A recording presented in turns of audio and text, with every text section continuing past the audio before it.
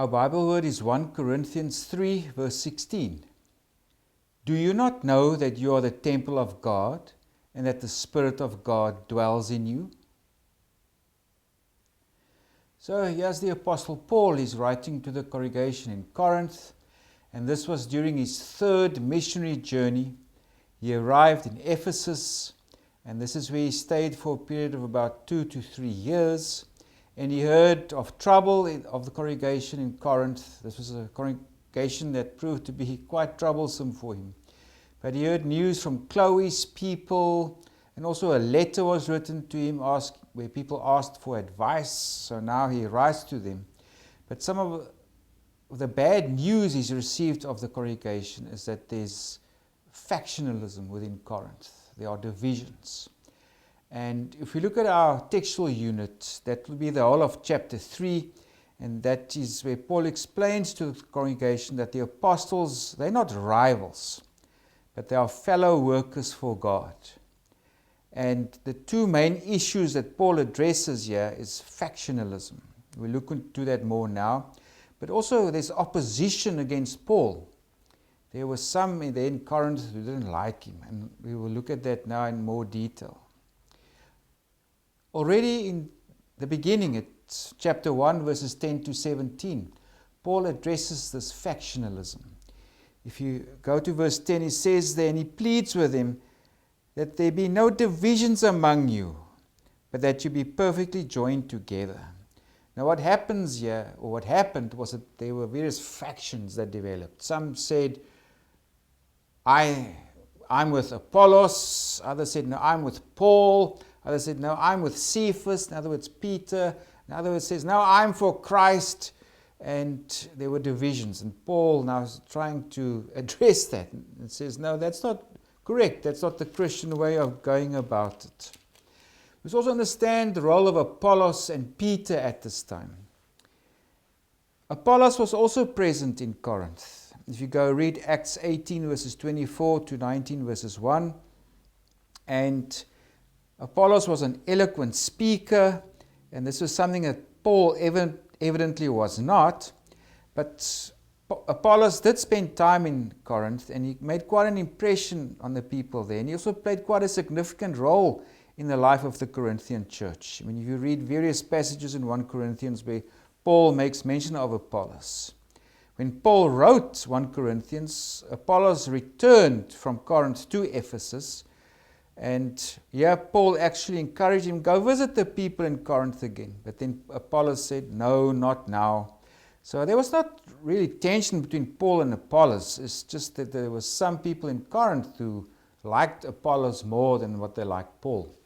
And also, Peter must have also visited Corinth, or apparently so. If you go there in 1 verses 12, about all those various factions that Paul mentions there. So Apollos, he was this eloquent speaker, and that was a sign of training or education at this time. The emphasis was on a man, especially if you receive a good education. It means you can be an eloquent speaker.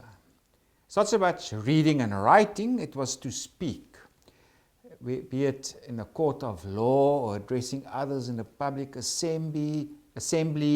And Apollos was a speaker like that. He had good rhetorical techniques, he had good skill, and then there was some also who thought, no, Paul, he doesn't live up to that standard. I mean, we expect better, higher standard. If you look at various passages, there are those who judge Paul, or there are those who examine him. And specifically, it deals with his rhetorical abilities to speak.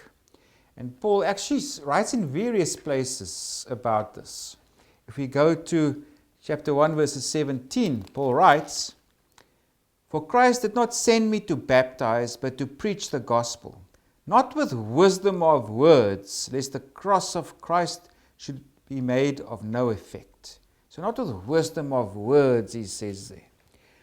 Also in chapter 2, verses 1, he says, and I, brethren, when I came to you, did not come with excellence of speech or of wisdom, declaring to you the testimony of God.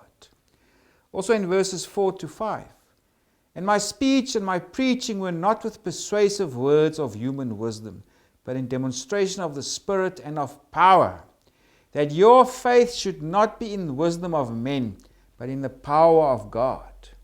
Also in verse 13, these things we also speak, not in words which man's wisdom teaches, but with the Holy Spirit teaches, comparing spiritual things with the spiritual.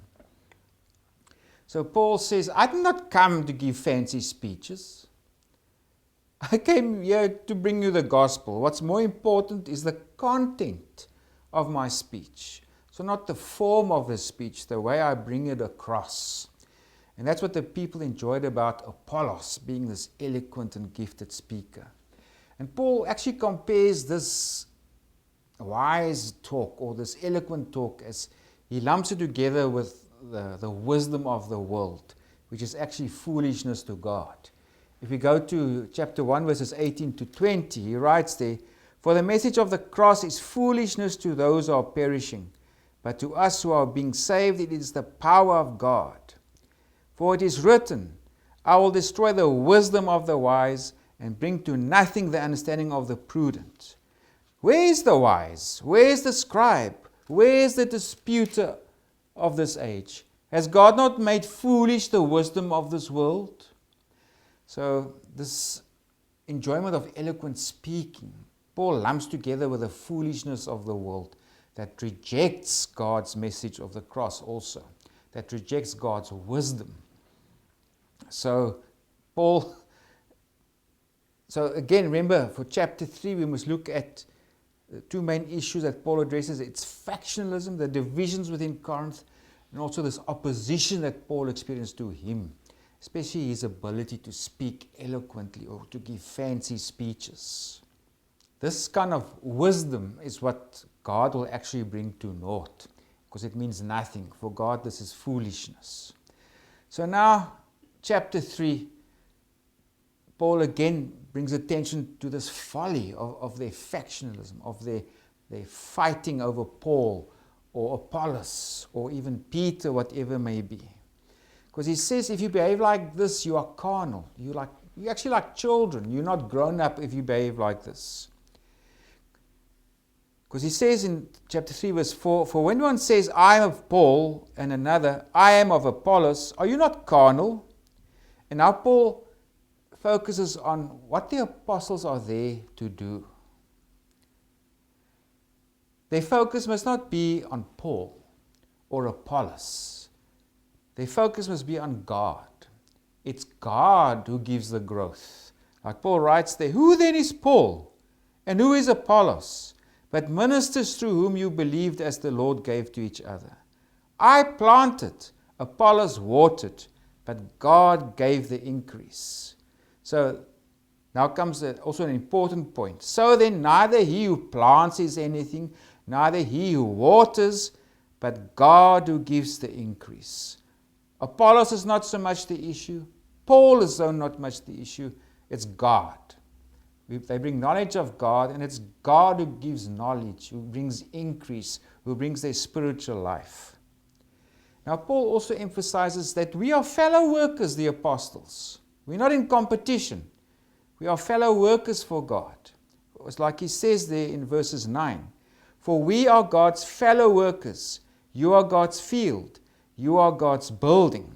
So Paul's using agricultural and also architectural metaphors. This congregation is being built, or they're being cultivated. And now between verses 10 to 17, Paul also brings emphasis or attention to the fact that God will evaluate each person's work. In other words, you as the believers don't evaluate our work. God will evaluate our work. Because some will contribute, and what remains of their, nothing will remain of their work. It will all be burnt like in fire. Straw, hay, grass. Pff. So in other words, they've made no meaningful contribution. Others will make a meaningful contribution because they build with gold, silver, whatever it may be. And that God will test. At the end, it will be shown who's made a meaningful contribution and who made a meaningless contribution. But you mustn't judge that. God will judge that in the end. And now Paul also brings attention, if you continue with this factionalism, that you bring damage to the church, you harm the church. And that is what our immediate Bible verse is also about. If you read verse 16 again, do you not know that you are the temple of God and that the Spirit of God dwells in you? So, because in that time and place, if you profane the temple or bring damage to a temple, often punishment was by death, whether it be in a Jewish context or even a pagan context.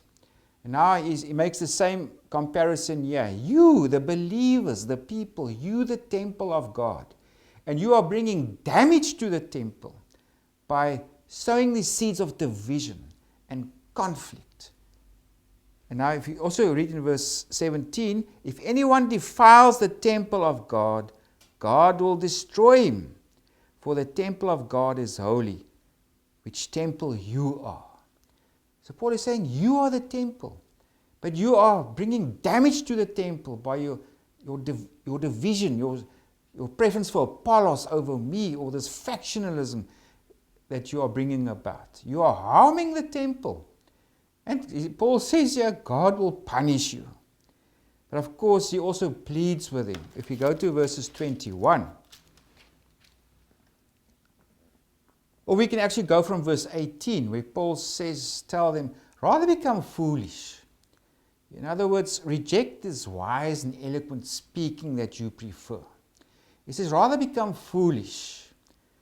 Let no one deceive himself. If anyone among you seems to be wise in this age, let him become a fool, that he may become wise. In other words, become wise in God's ways. Don't be wise in the ways of the world, with fancy speeches and those things you prize so much. For this wisdom of this world is foolishness with God. And in verse 21, he again says, therefore, let no one boast in men. So Paul is saying, don't take sides.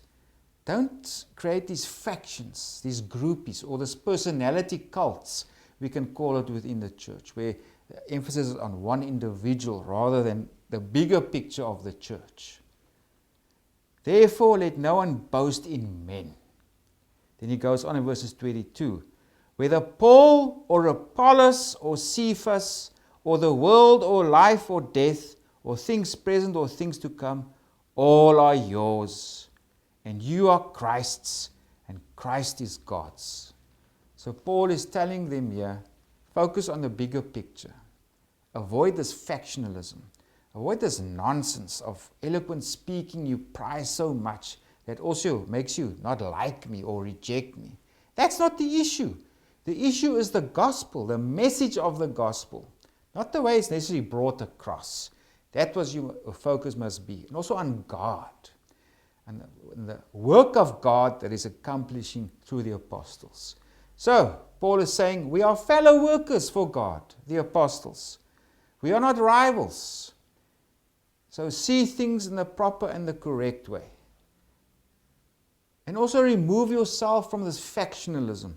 And also there's no need to oppose me. I'm your apostle. I'm your father, he also says in other place in 1 Corinthians. I'm the one who brought the good news to you. And open your hearts to me for that reason as well.